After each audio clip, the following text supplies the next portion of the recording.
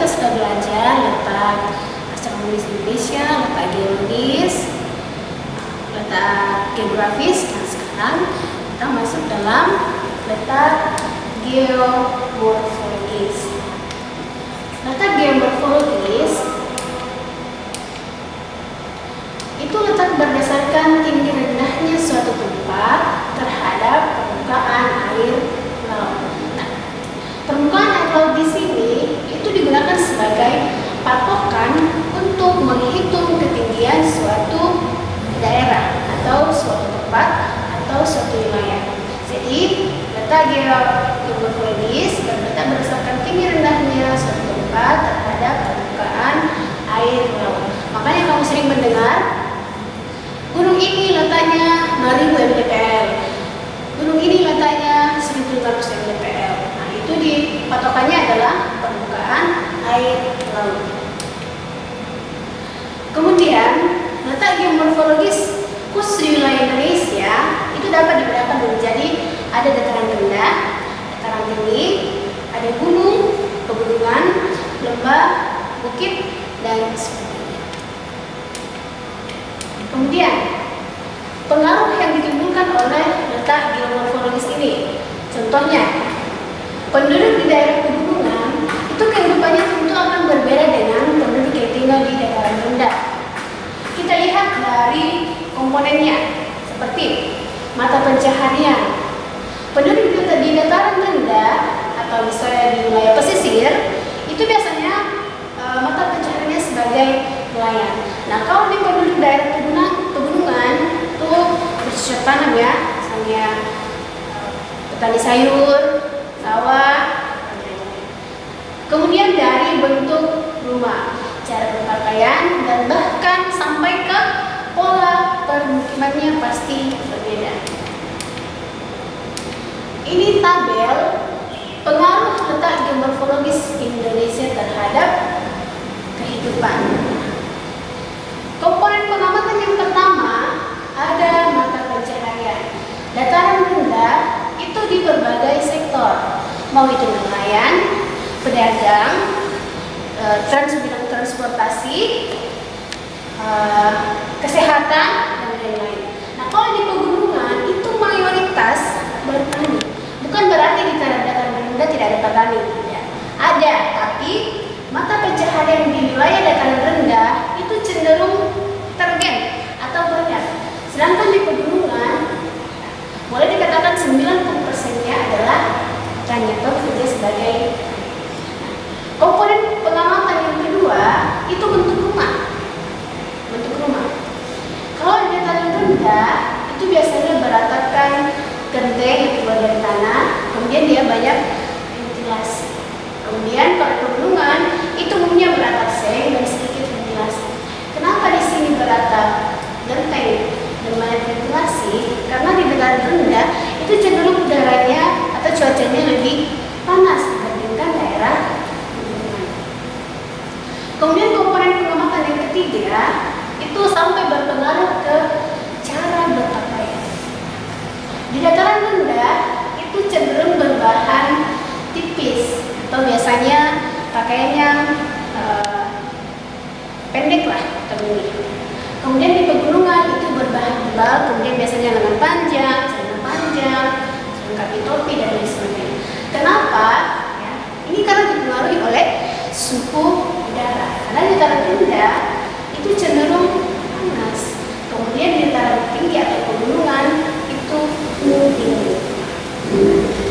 Sampai juga perbedaan atau komponen pengamatannya itu sampai ke pola pemukiman. Pola pemukiman di dataran rendah itu menyebar. Menyebar karena apa? Rata-rata wilayah dataran rendah itu wilayahnya itu strategis. Beda dengan pegunungan. Pegunungan itu kenapa biasa berkelompok? Pertama, karena berkelompok di sumber mata air yang dekat, atau berkelompok karena ada tanah subur di situ. Jadi kalau di dataran rendah itu pemukimannya itu menyebar. Coba kamu perhatikan. Kemudian pegunungan itu berkelompok. Lanjut, ada luas wilayah Indonesia. Dari Sabang sampai Merauke itu wilayah Indonesia terbentang luas, panjang, jauh. Kemudian kita mau tahu berapa sih luas wilayah Indonesia? Berapa luas daratan, berapa luas perairan, kemudian luas keseluruhannya itu berapa? Secara keseluruhan luasnya itu 5.193.252 km persegi. Ini luas keseluruhannya, daratan dan perairan. Terdiri atas 1.910.931 km persegi luas daratan, kemudian 3.882.332 km persegi luas. Jadi luas lautan Indonesia itu lebih luas dari daratan.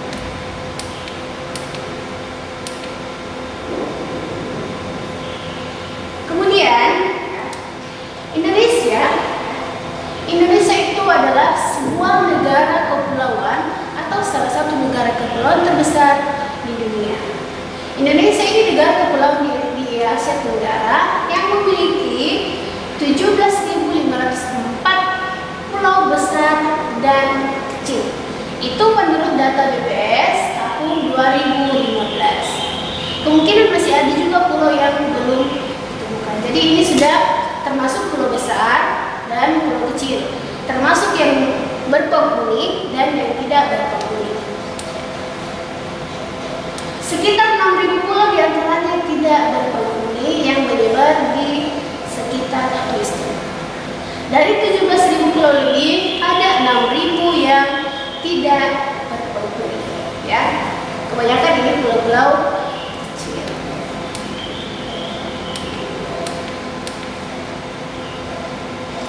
Kemudian, wilayah Indonesia itu terbentang sepanjang 3.977 mil atau 7.000 km lebih di antara Samudra Hindia dan Samudra Pasifik.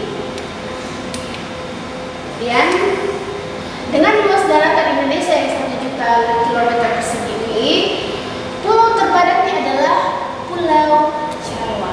Jadi, Pulau Jawa itu setengah populasinya bangsa Indonesia ada di situ.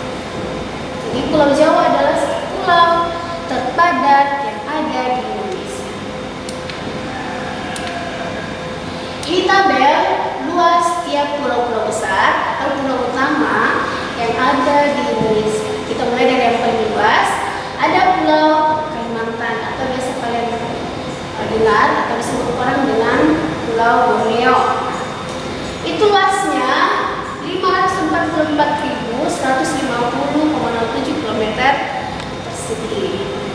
Yang kedua, ada Maluku sampai Papua, 494.996,85 km persegi. Kemudian di sebelah barat Indonesia, yang ketiga ada Sumatera, 480.793,28 meter persegi. Kemudian Indonesia Tengah ada Sulawesi dengan luas pulau 188.522,36 km persegi. Kemudian ada Pulau Jawa di posisi kelima dengan luas 129.438,28 km persegi. Kemudian yang terakhir ada Bali, Nusa Tenggara Barat sampai ke Nusa Tenggara Timur. Itu luas pulaunya 73.070,48 km persegi. Jadi ini adalah luas tiap-tiap pulau utama atau pulau besar yang ada di wilayah Indonesia.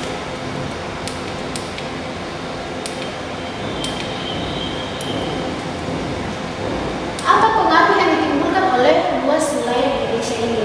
Yang pertama, Indonesia disebut sebagai negara kepulauan. Negara kepulauan itu suatu negara yang wilayah teritorinya terdiri dari 2 atau lebih pulau. Jadi kalau dia satu daratan saja itu bukan negara kepulauan. Tapi kalau lebih dari 1, 2 sekian sampai ribuan itu sudah termasuk negara kepulauan. Salah satu negara kepulauan selain Indonesia adalah negara Filipina, negara tetangga kita. Sebagai negara kepulauan itu memiliki kedaulatan teritorial atas perairan kepulauannya dan perairan kedalamannya. Artinya memiliki kedaulatan artinya berhak atas wilayah teritorial perairan dan kepulauannya serta kedalaman perairan tersebut. Jadi dia punya hak untuk mengelola wilayah tersebut. Jadi kedaulatan artinya dia punya hak untuk mengelola wilayah perairan tersebut. Kedaulatan Indonesia itu mencakup aspek seperti kekayaan alam yang ada di dalam, misalnya dasar laut. Ada kekayaan apa saja yang ada di dasar laut. Kemudian udara di atasnya dan pulau. Ini semua adalah ini semua milik atau hak, atau Indonesia berhak atas ini semua. Kemudian Indonesia disebut juga sebagai Nusantara. Nusantara merupakan istilah yang digunakan untuk menggambarkan wilayah kepulauan yang membentang dari Sabang sampai Merauke. Nusantara juga digunakan untuk menggambarkan kesatuan geografis dan antropologis Indonesia. Dalam GBHN disebutkan wawasan Nusantara yang lebih lanjut menjelaskan bahwa Kepulauan Nusantara merupakan satu kesatuan baik arti kesatuan politik, sosial, ekonomi, pertahanan, dan keamanan. Jadi dalam Nusantara itu, Nusantara terdiri atas beberapa komponen-komponen ini. Jadi dia sudah menjadi satu kesatuan, meskipun dia terpisah pulau dan pulau, laut dan laut, tapi dia merupakan suatu kesatuan. Kalau disebut dengan kita katakan Nusantara, itu berarti sudah satu kesatuan, satu negara. Selain negara kepulauan dan Nusantara, Indonesia juga disebut dengan negara maritim. Negara maritim, negara yang berada dalam kawasan teritorial laut yang sangat luas, memiliki banyak pulau, dikelilingi oleh wilayah laut perairan dan sebagian besar tentunya bekerja di wilayah perairan. Ini pengertian negara maritim secara umum. Kalau Indonesia sendiri sebagai salah satu negara maritim di dunia, benua maritim Indonesia itu adalah wilayah dengan hamparan pulau-pulau di dalamnya sebagai satu kesatuan alamiah antara darat, laut, dan udara dengan sudut pandang iklim, cuaca, air, dan tatanan bumi atau dan benda-benda, serta keberagaman biota dan tatanan sosial budaya. Jadi Indonesia sebagai negara kepulauan yang terdiri atas berbagai atau banyak pulau dengan banyak hamparan-hamparan pulau itu juga disebut dengan negara maritim, ya, negara maritim.